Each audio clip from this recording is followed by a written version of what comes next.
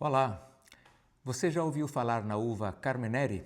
Carmenere é o nome de uma variedade de uva que foi extinta entre os anos de 1860 e 1890. Nessa época ocorreu uma grande epidemia mundial nas uvas viníferas, provocadas por um parasita que habitava nas parreiras das Américas, especificamente nas suas raízes, chamado Phylloxera. Esse parasita, de forma cataclísmica, de fato quase exterminou a atividade vinícola mundial, quando se alastrou na Europa e, a partir da Europa, para o mundo inteiro, nessa década de 1860.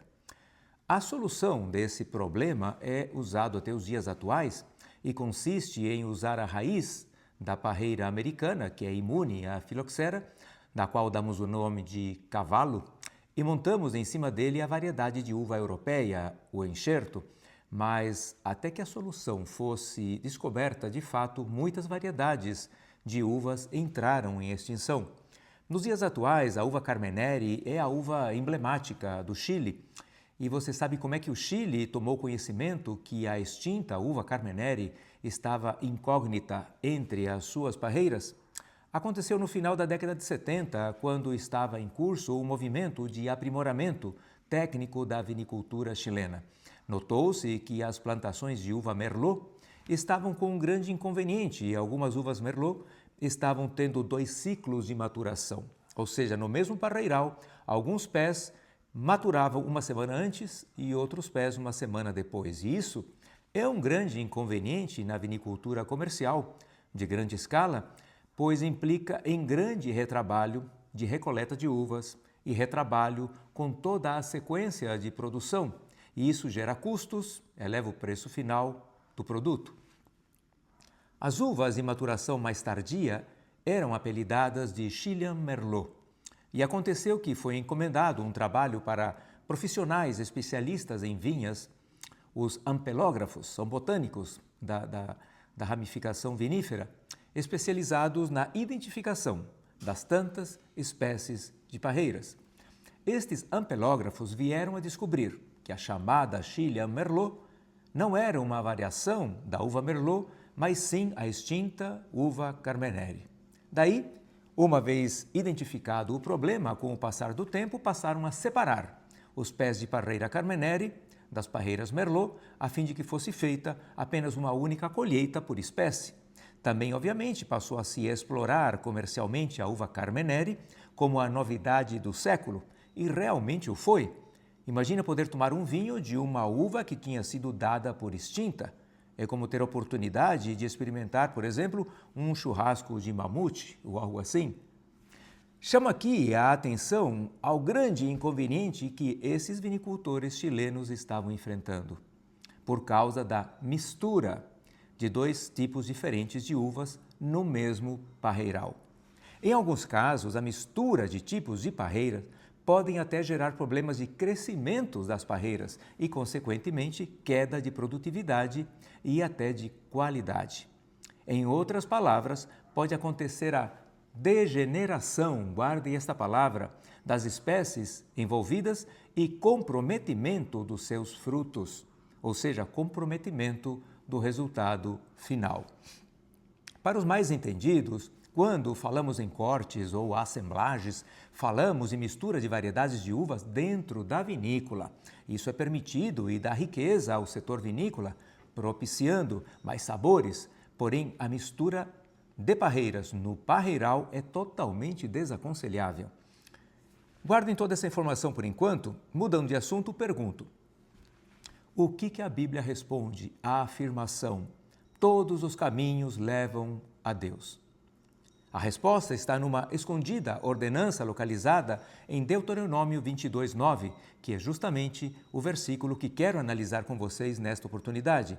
E ele diz: "Não semearás a tua vinha com 2 espécies de sementes, para que não degenere o fruto da semente que semeaste, nem degenere o fruto, o resultado da colheita." E continua: "Também não lavrarás com junta de boi e jumento ao mesmo tempo." E arremata dizendo: "Também não te vestirás de estofo de lã e linho juntamente." Como já percebemos na história da uva Carmenere, misturada às uvas Merlot, estas instruções bíblicas são orientações práticas, técnicas, reais. Porém, estas diretrizes bíblicas não se aplicam somente ao plano físico do dia a dia, do cotidiano, elas também implicam no mundo espiritual e é ali que fazem conexão com a pergunta que fiz sobre se todos os caminhos levam até Deus.